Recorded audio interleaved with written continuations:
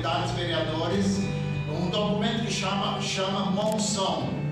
Então esse documento se recolhe assinaturas de líderes, de deputados, vereadores, quem puder. Então esse documento é enviado para o Senado, para o Rodrigo Pacheco, para intervir que não seja aprovado essa lei da descriminalização do aborto e também das drogas. Parece que é bobo, mas não é. O Brasil está avançando de uma maneira muito rápida para a descriminalização das drogas. E uma das coisas, ontem à noite eu ainda ouvi o Rodrigo Pacheco falar que não vai passar pelo Congresso, não vai passar pelo STF. Ele já alertou, falou para o Supremo que quem compete para votar isso não é o Supremo, é o Senado. E por ele não vai ser aprovado. Qualquer quantidade de droga, qualquer coisa, não vai ser crime.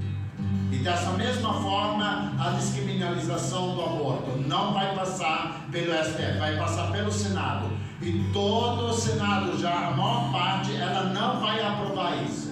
Graças a Deus, ontem à noite eu vi o Rodrigo Pacheco confrontando o STF em relação a isso. Mas o povo de Deus precisa orar. Nós precisamos orar pela nossa nação. Senão vai haver crimes de infanticídio, crianças sendo mortas por qualquer coisa, dentro do ventre e até fora do ventre. É muito louco isso. Mas o diabo está se levantando para destruir uma nação. Ele começa assim, e a gente não pode permitir. E como líder de igreja, como eu tenho passado para os outros pastores, passei para vários pastores, e para eles clamarem a Deus, orarem para que Deus tenha misericórdia da nossa nação. E o Nicolas Ferreira, que é um deputado, federal, ele tem se levantado, ele tem confrontado também o STF com voz, para confrontar toda essa loucura que estão querendo aprovar. Mas nós como igreja, o único poder, o poder todo poderoso, orando, ele pode ter misericórdia e nos atender para que isso não passe, para que as autoridades acordem.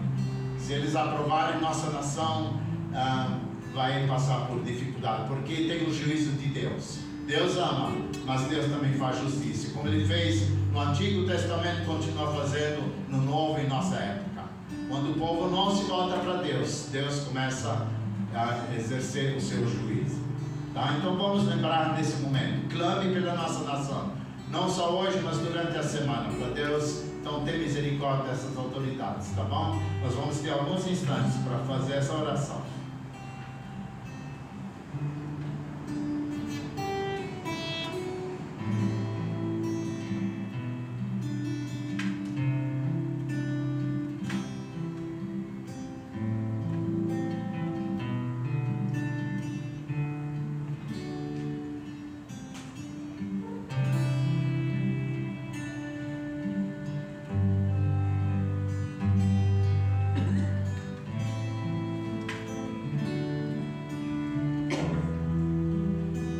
Querido, quero te agradecer mais uma vez, porque nós temos a Ti como nosso único Deus, o Deus Todo-Poderoso, o único Deus que ouve e responde orações. Nesse momento nós queremos mais uma vez clamar pela vida do missionário Jefferson, junto com a sua família, todos que estão envolvidos no trabalho de missões lá no Vale do Jequitinhonha. Obrigado por tudo que o Senhor tem feito através desta família, através desta missão. Deus dá saúde, força, vigor, guarda e protege eles do mal, que eles continuem firmes nesta missão de levar as boas novas a todas essas pessoas que vivem nesse lugar. Deus, nós queremos agradecer também pela vida do pastor Sion e a Missão Servos. Obrigado por tudo que o Senhor tem feito, os planos, os projetos. Deus, usa cada um deles, esses jovens que têm se disposto a te servir e levar as boas novas a todos os lugares. Deus, supre cada necessidade, guarda e protege do mal, da saúde, força e vigor, que eles sejam simplesmente instrumentos poderosos nas tuas mãos, para levar a tua mensagem de salvação a todos os povos. Queremos, ó Deus, pedir pelos enfermos que foram colocados diante do Senhor nesse momento. Tem misericórdia, sabendo que Tu és o único que tens o poder de curar, restaurar e libertar. Como nós vimos na escola bíblica, a cura do paralítico. O Senhor não fez somente naquela época, mas o Senhor continua fazendo em nossa época, em todas as partes do mundo. Deus age com graça, restaura e cura. Deus, nesse momento queremos clamar pela nossa nação. Deus, tem misericórdia, tem misericórdia. Olha para o teu povo, faz com que o teu povo possa se voltar a ti, reconhecendo que tu és o único Deus poderoso, que pode agir sobre a nossa nação, que pode agir no coração de cada ministro do STF, que pode agir sobre cada um dos senadores, que pode agir sobre os deputados. Deus, derrama a tua graça, faz com que eles possam se voltar a ti, tem misericórdia, que essa lei não seja aprovada. Deus, age, usa o Rodrigo Pacheco para desfazer toda a maldade que está no plano de Satanás sobre nossa nação. Em nome de Jesus, desfaz todo esse plano maligno. Deus, toca o coração do Lula também. Deus, tem misericórdia. Só o Senhor pode mudar e tocar o coração dele, que ele possa, Deus, reconhecer a Ti como único Senhor e Salvador da vida dele. Nós te pedimos, agradecemos, porque oramos no nome poderoso de Jesus. Amém. Nesse momento eu quero convidar o pastor Binho. Algum tempo atrás ele pregou para a gente aqui, trouxe a palavra. Algumas tentativas que eu fiz para tentar com que ele estivesse aqui, nunca deu certo, mas agora com planejamento o homem está muito ocupado, né? E estou brincando, mas hoje então deu certo que ele pode estar conosco aqui. Ele é pastor também da igreja da cidade universitária de São Paulo, lá perto da USP. É uma igreja que ama a Deus, que tem pregado a palavra de Deus, porque para convidar pessoas aqui, eu preciso ver quem eu convido, em quem eu posso ter confiança, que prega a palavra da verdade. Então, pastor Binho se enquadrou nesse meu perfil aqui para a nossa igreja. Deus te abençoe.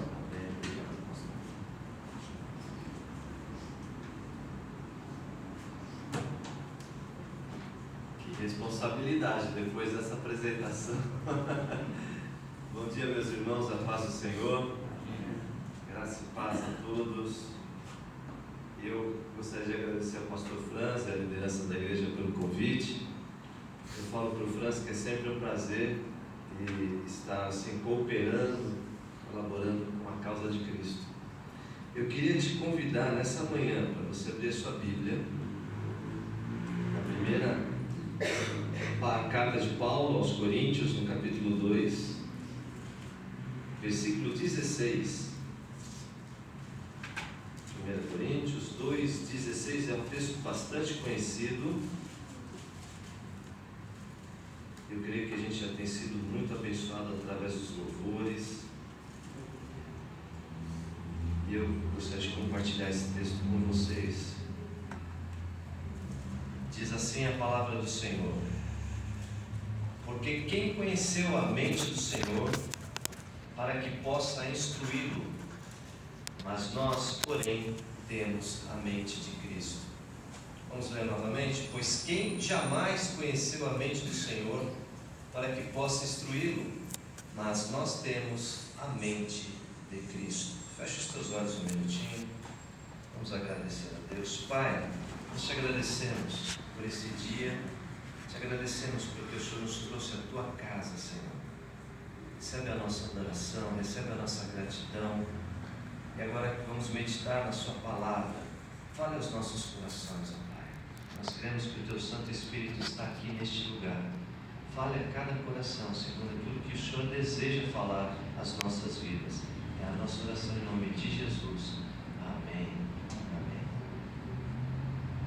Nessa manhã eu gostaria de compartilhar com vocês sobre prosseguindo para a profundidade, a importância da mudança da mente.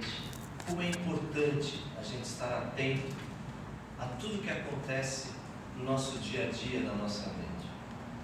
Possivelmente você está com alguns pensamentos aí, porque as nossas vidas não param, a gente está sempre pensando em alguma coisa.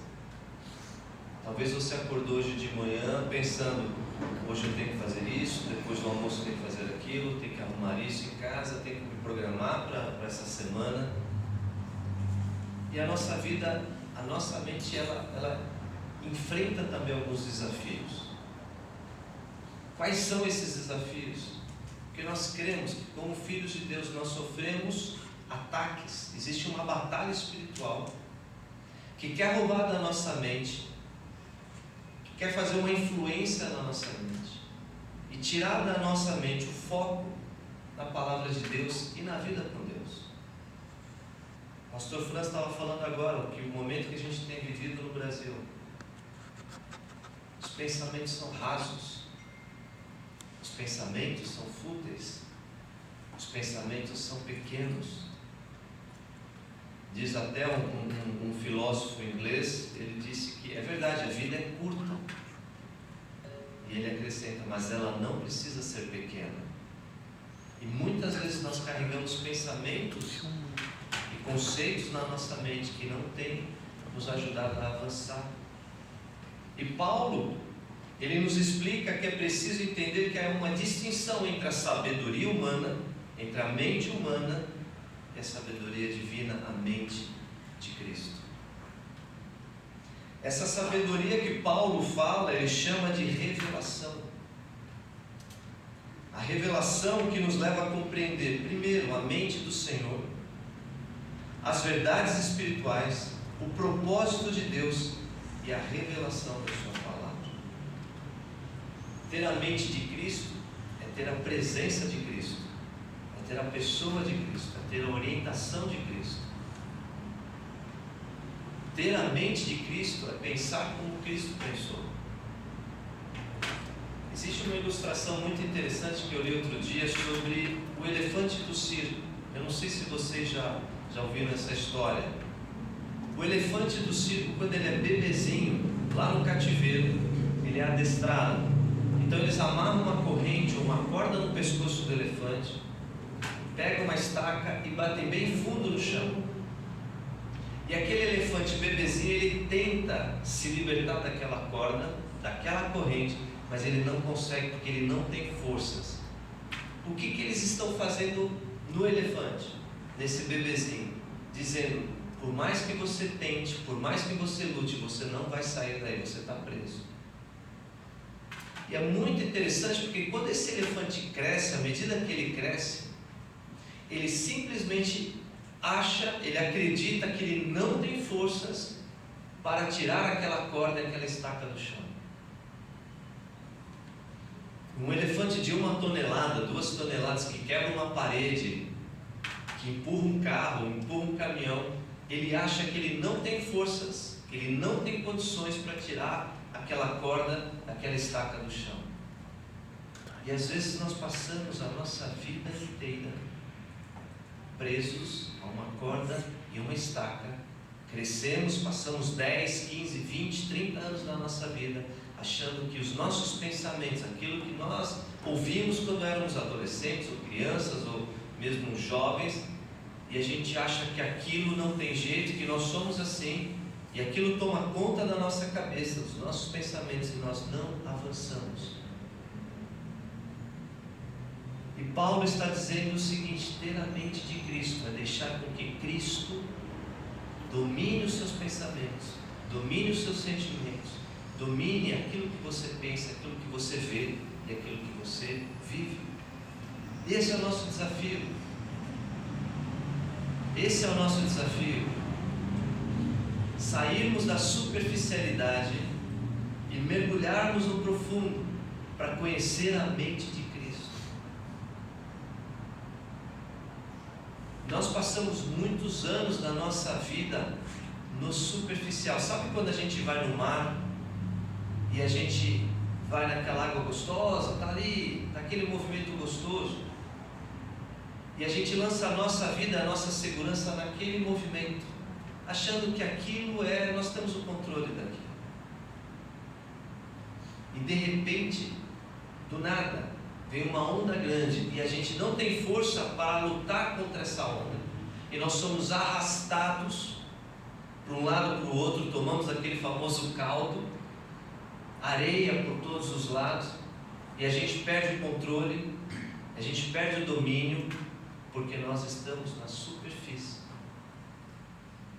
Quando teve aquele tsunami na Ásia, existia um casal de brasileiros e eles eram mergulhadores.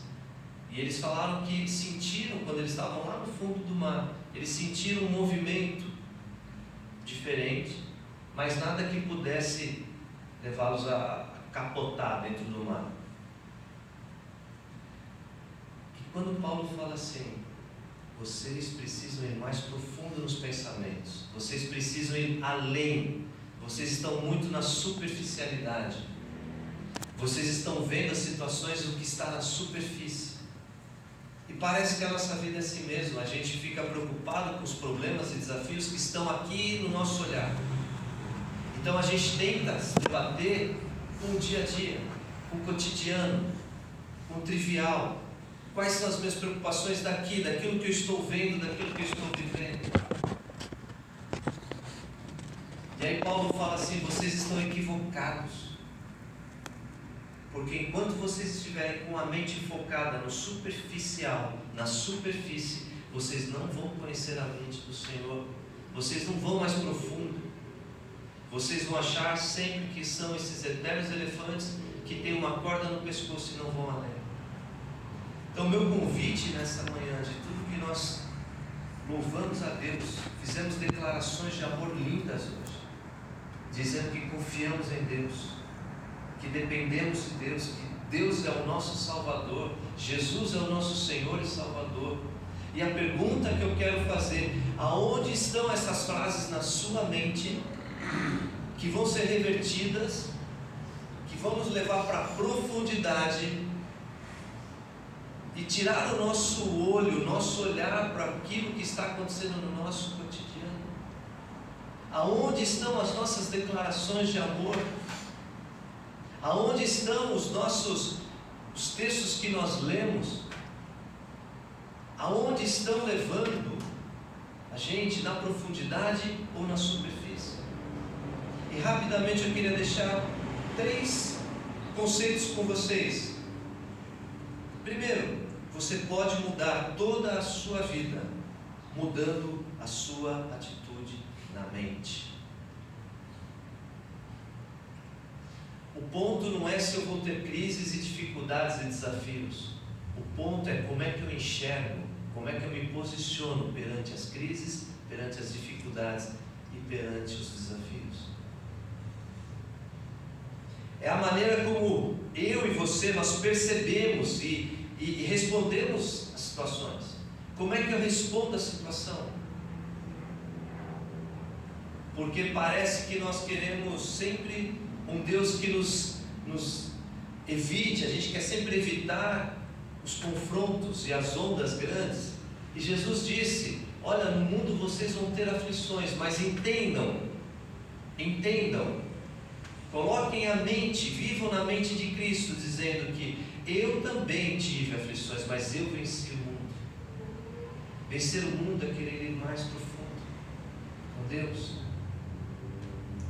Existe aquele texto lindo em Abacuque que diz, ainda que a figueira não dê frutos, ainda que o gado não dê seu alimento, todavia eu me alegrarei no Deus da minha salvação. O que é isso? Eu trago à minha mente aquilo que pode me dar esperança. Eu trago à minha mente aquilo que pode me dar um conforto em tempos de crise. Eu trago à minha mente aquilo que pode me fortalecer. No avião existe um aparelho chamado altímetro. O que é um altímetro?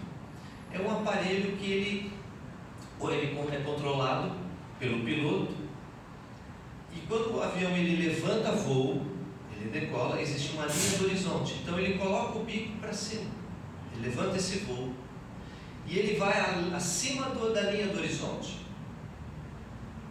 É tudo controlado. Quando ele desce, ele vai abaixo da linha do horizonte, o bico dele está para baixo.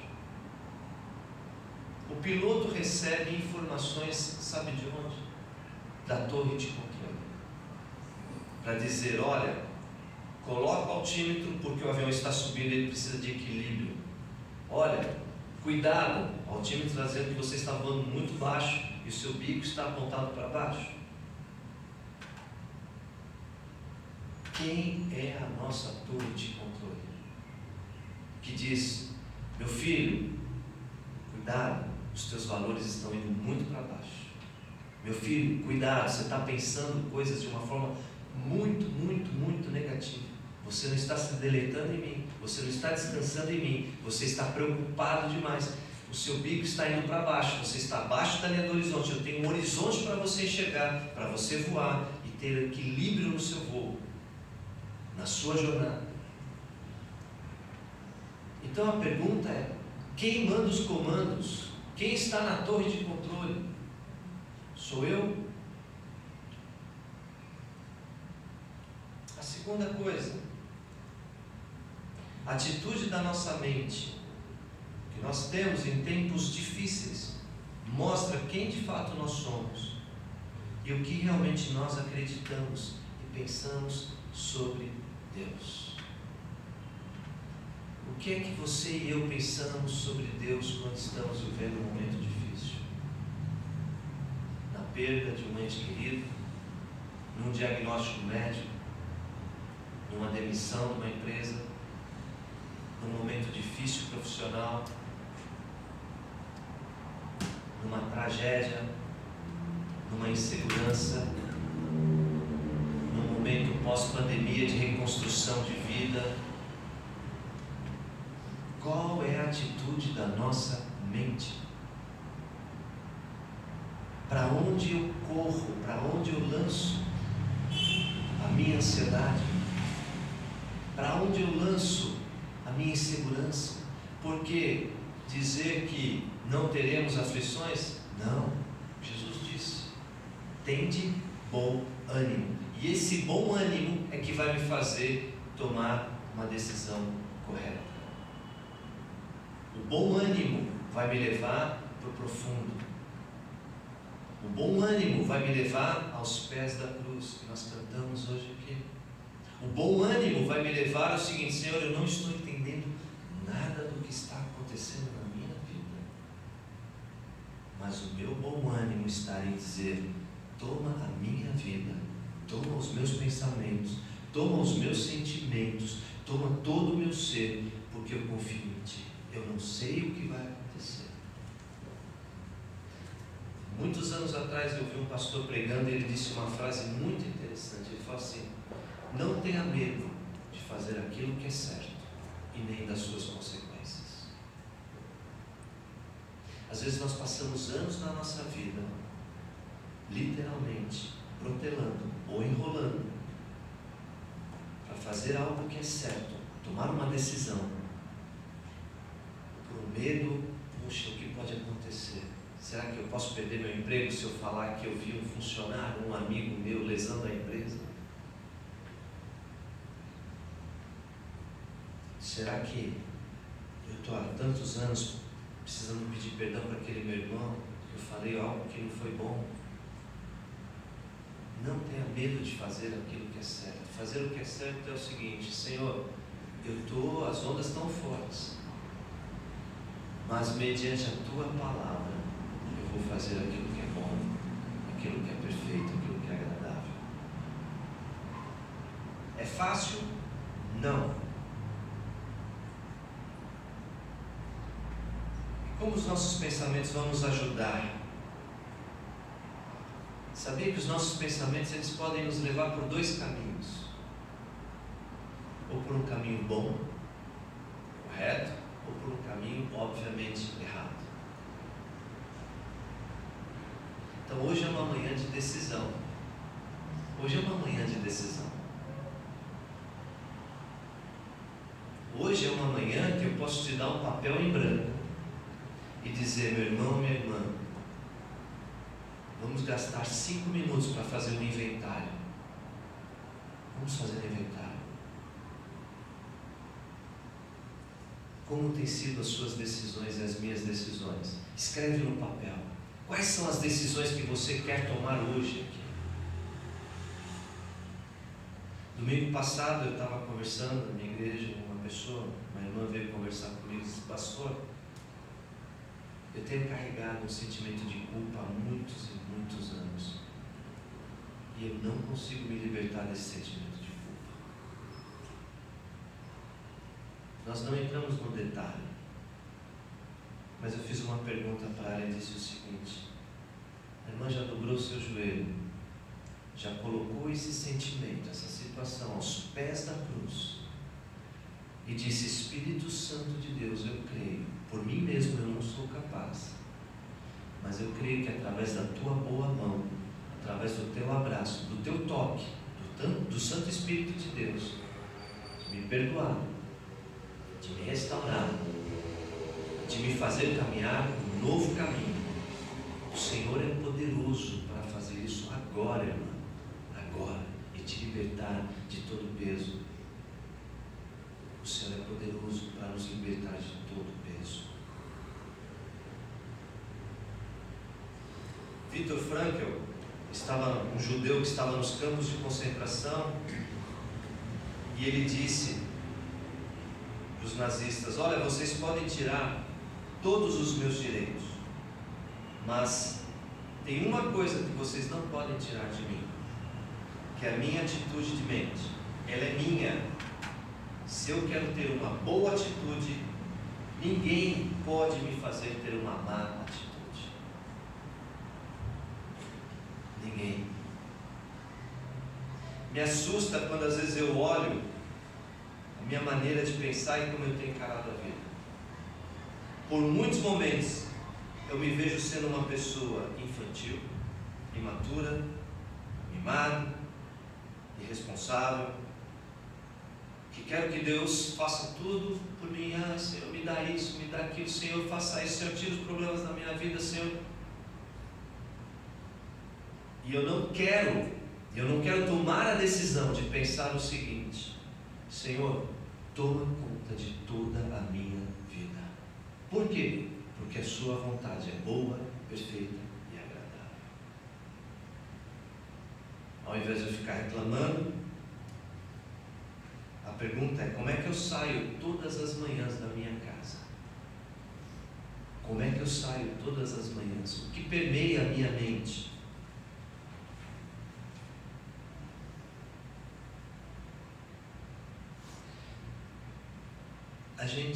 Ontem eu citei teve um aniversário de uma irmã da igreja e eu citei aquele versículo: Senhor, me ensina a contar os meus dias de maneira, Salmo 90, 12, se não me falha a memória, de maneira que eu encontre um coração de sabedoria, coração sábio.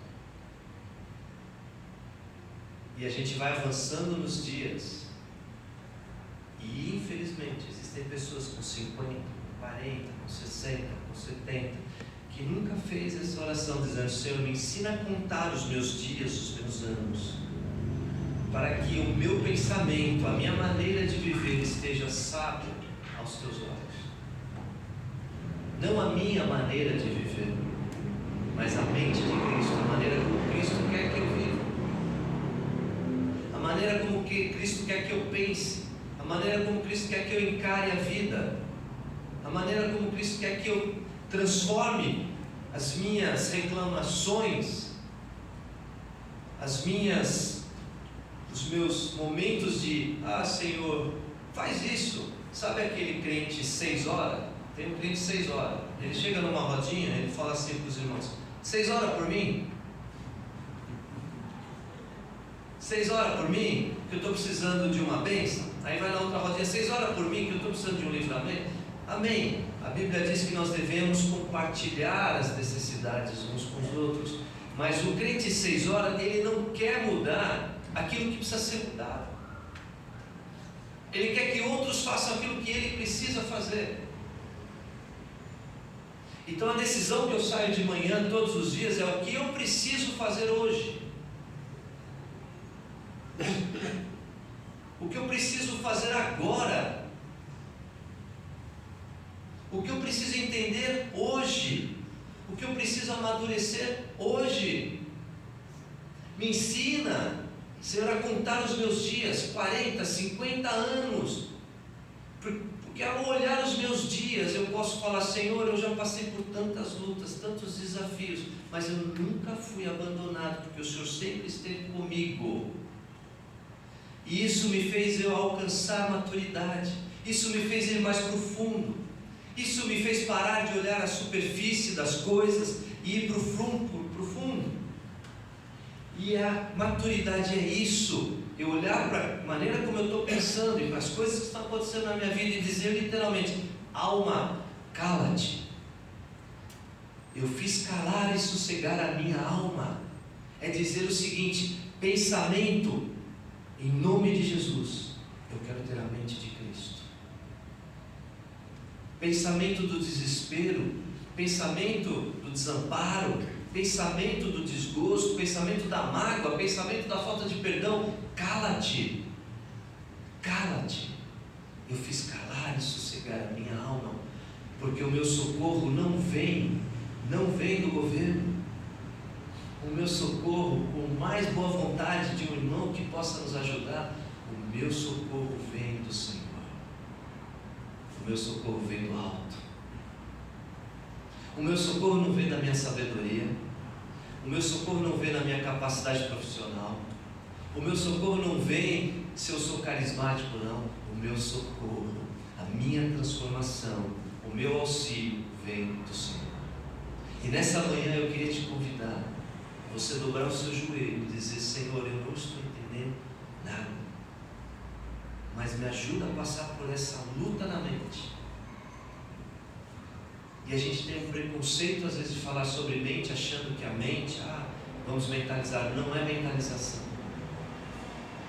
O diabo veio para matar, roubar e destruir. O diabo veio para matar pensamentos. O diabo veio para matar sonhos, para destruir ideias, projetos.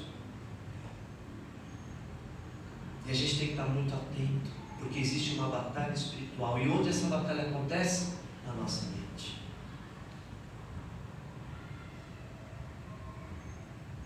Terceiro e último,